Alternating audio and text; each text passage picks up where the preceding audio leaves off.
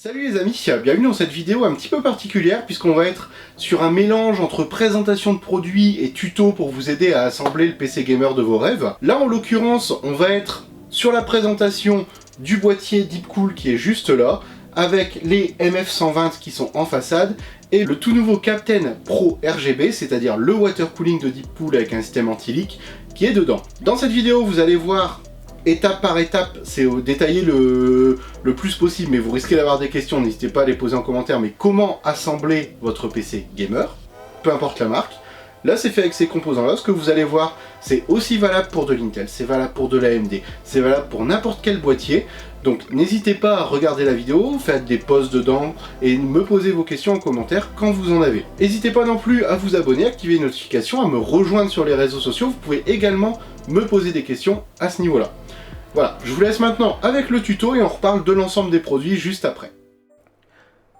Le tuto montage va se faire dans ce boîtier, le Deepcool Matrix 70, un boîtier avec beaucoup de verre, du verre sur le côté, devant comme vous le voyez, une plaque avant complètement en verre, mais bien ventilée par les côtés. À l'arrière du boîtier, on va retrouver les ports PCI Express qui sont maintenus par un système qui est peu pratique avec une vis qui cache les autres vis, mais bon, c'est comme ça. Et l'emplacement pour un ventilateur en 120 mm, pas de 140 mm ici. La face avant a la particularité de s'ouvrir à l'aide d'un petit bouton.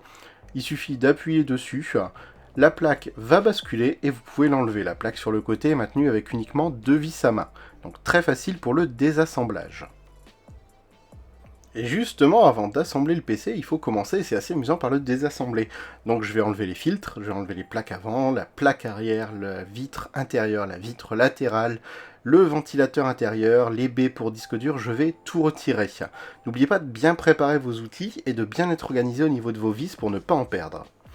Là, on a le petit sachet avec les accessoires qui étaient attachés sur les câbles. Je retire les fameuses baies pour les disques durs 3 et 2 pouces et demi. Et justement, en parlant de sachet, le voilà, dedans vous retrouvez les vis qui vont vous être utiles et des petits serre-câbles toujours pratiques. Je démonte le ventilo arrière pour terminer. Le boîtier est ainsi complètement démonté, complètement ouvert, prêt à recevoir les composants de votre config. Justement, on va commencer par le processeur. Comment bien mettre un processeur AMD ? Il y a une petite flèche sur votre carte mère. Il va falloir retrouver cette fameuse flèche sur le processeur. Elle est au-dessus, mais elle est aussi en dessous. Vous alignez les deux. Vous laissez le processeur glisser. Il ne faut surtout pas faire de pression. Si vous devez appuyer, c'est que le processeur est mal mis. Il faut le laisser glisser. Vous rabaissez la petite tige et voilà, il est mis en place. J'enchaîne ensuite en mettant mon disque M.2 sous justement le dissipateur thermique prévu pour lui. Ça va être mon disque dur principal, celui dans lequel le système sera et dans lequel certains jeux seront. Pour le refroidissement, j'ai choisi le Captain 240 Pro, un water cooling de chez Deepcool qui a la particularité d'avoir un tuyau qui ressort au niveau du water block, un peu comme un water cooling custom. Pour l'installer, il faut commencer par enlever le support d'origine AMD. On enlève également la plaque arrière. Tout est expliqué dans le mode d'emploi. Et on vient placer la plaque de fixation de chez Deepcool. Pareil, tout est fourni, tout vous est indiqué dans le mode d'emploi, il suffit de suivre. Vous avez des repères pour l'adapter en fonction du processeur que vous choisissez. Vous la glissez en dessous, comme je suis en train de faire. Hop, alors c'est pas forcément très pratique, mais ça se fait relativement facilement. Après, il y a quelques vis de maintien à mettre avant d'installer la suite des composants.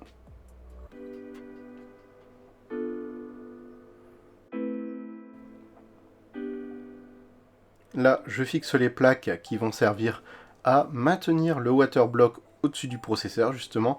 Le water block va venir se visser sur ces fameuses plaques. C'est des vis à main, vous n'êtes pas obligé d'y aller au tournevis, simplement serrer avec votre main suffira. On vient ensuite placer les barrettes de RAM, pareil, jamais forcé, même si là, bon, il faut appuyer un petit peu pour les emboîter. Vérifiez bien dans quel sens elles s'emboîtent avant de les mettre, vous ouvrez tous vos slots, vous mettez vos barrettes. Certains ne le font pas dans cet ordre, moi j'ai choisi de travailler dans cet ordre-là. Ne jamais oublier de placer la plaque arrière dans son boîtier, la petite backplate qui sert à éliminer l'électricité statique et certains autres risques. Vous repérez si vos plots sont bien tous mis pour le format de votre carte mère et après, hop, il n'y a plus qu'à glisser la carte mère dans son emplacement et venir la visser.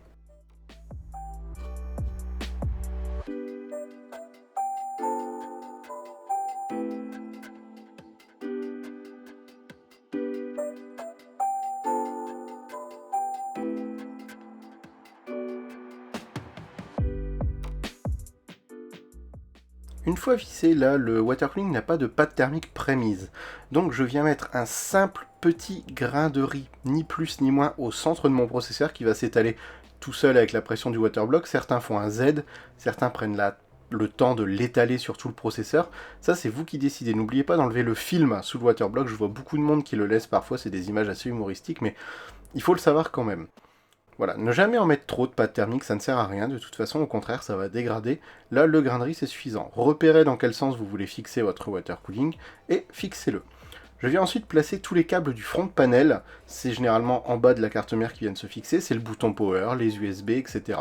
Là, je le fais avant, tout simplement parce qu'après, avec les câbles et autres, c'est un petit peu plus casse-pied à mettre. Là, au moins, c'est tout simple.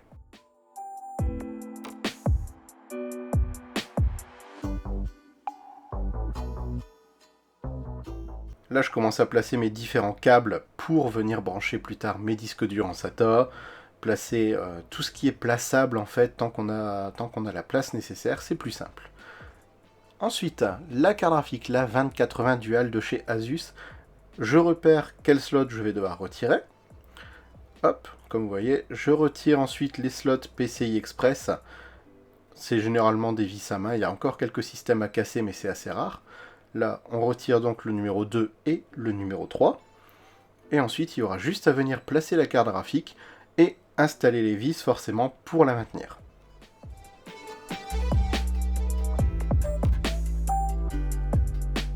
Je place également le petit système Elgato pour enregistrer les vidéos de votre console de jeu. Je vous l'avais déjà présenté dans une autre vidéo.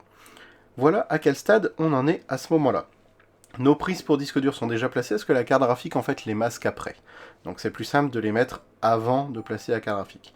Là on est sur du full modulaire, donc je passe mon câble d'alimentation 24 pins pour la carte mère et je vais placer tous mes câbles d'alimentation. Ensuite je viens fixer mes disques durs, donc le 3 pouces et demi et le SSD. Le 3 pouces et demi dans l'emplacement prévu pour les emplacements que j'ai démontés au début. Ça se visse par le dessous sur ce modèle-là. Référez-vous à votre notice pour savoir le système de fixation choisi par le constructeur que vous avez. Et pour le SSD, c'est une petite plaque sur laquelle, pareil, le disque vient se visser et qui se remet à l'intérieur du boîtier directement.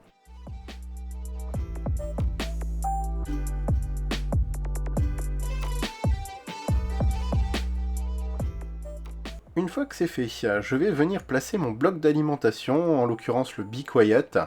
C'est une alimentation qui est très peu bruyante, qui est même totalement silencieuse, full modulaire, très pratique, et qui est au format ATX. Donc comme vous voyez, elle se place par le côté. On vient mettre ensuite les vis qui servent à la maintenir. Certaines alimentations se mettent directement par l'arrière. Pareil, ça dépend du boîtier que vous choisissez.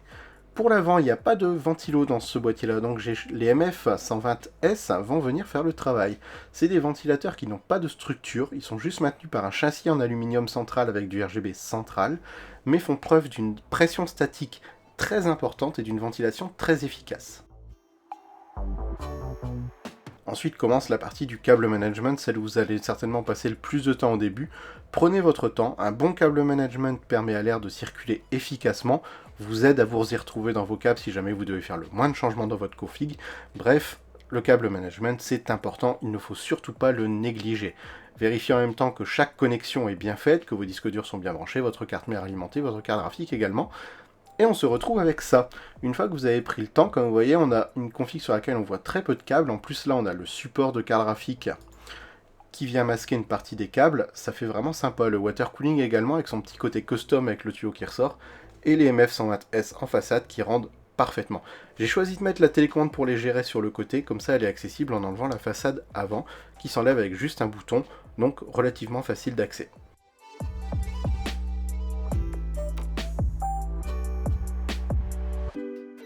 Là, vous voyez en détail le water cooling avec son système anti-leak sur le côté du réservoir. Il est fourni avec deux ventilateurs RGB Deep Cool. Le RGB Deep Cool a la particularité d'être pastel et magnifique. Le système anti-leak, le voilà, ça sert à réguler un petit peu la pression de l'air par rapport à la pression du liquide. C'est un système qui évite que les water cooling aient des problèmes sur la durée. Je l'ai placé sur le haut avec les ventilateurs en expulsion, c'est-à-dire qu'ils aspirent l'air du PC pour l'envoyer vers l'extérieur et refroidir au passage le radiateur.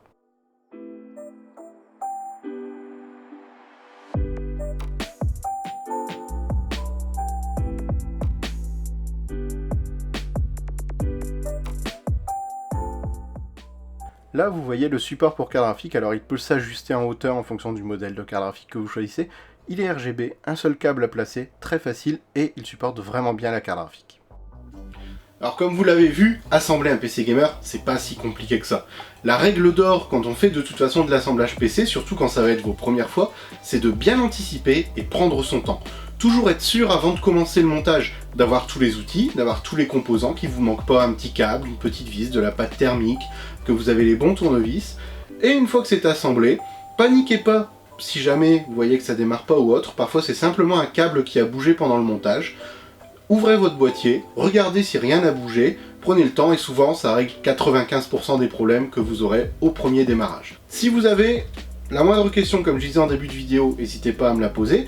Là vous voyez, sur un PC comme ça, c'est une tour tout à fait traditionnelle, donc vous serez dans 80% des cas confrontés à ce que vous avez vu là dans la vidéo.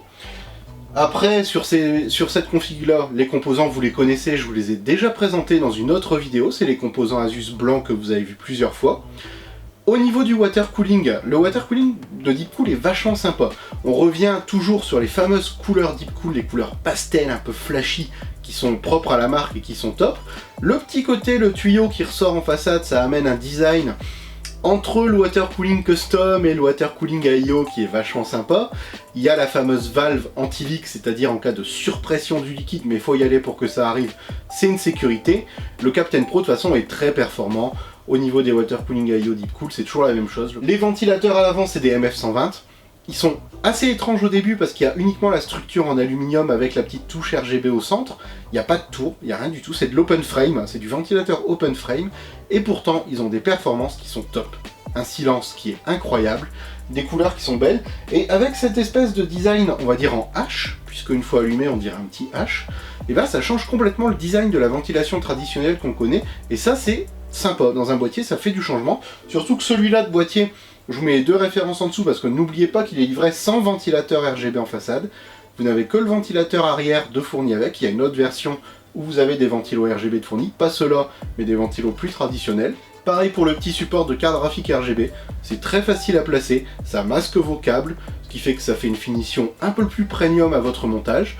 Bref, c'est que des avantages. Pareil, ce boîtier-là, faire attention, la petite barre Deepcool en bas, normalement, peut être RGB. Pareil, il y a une version du boîtier qui est fournie avec un petit ruban RGB, vous le mettez dedans, le bas du boîtier devient RGB lui aussi. Là, c'est pas le cas dans cette version-là. Vous l'aurez compris, monter un PC, ça demande juste, pour les premières fois, du temps, de l'anticipation et de bien regarder. Référez-vous à vos notices, tout est expliqué dedans. Sur les produits Deepcool qui sont là, personnellement j'aurais tendance à vous les conseiller parce que Deepcool c'est une marque qu'on présente depuis un petit moment, c'est des produits qui sont beaux, ça personne ne vous dira le contraire, c'est original, c'est beau, c'est solide. En termes de prix c'est quand même relativement abordable, même si c'est vrai que le pack de 3 ventilos est au-dessus des 120 €. Pour des ventilateurs de cette performance là, en aluminium, RGB adressable, c'est quand même relativement abordable par rapport à ce que fait la concurrence. Tous les liens des produits sont en description, de toute façon le lien de la vidéo vers les composants que vous avez vu dedans est en description aussi. N'oubliez pas de vous abonner, de commenter, de poser vos questions et on se retrouve dans plein de prochaines vidéos. Ciao!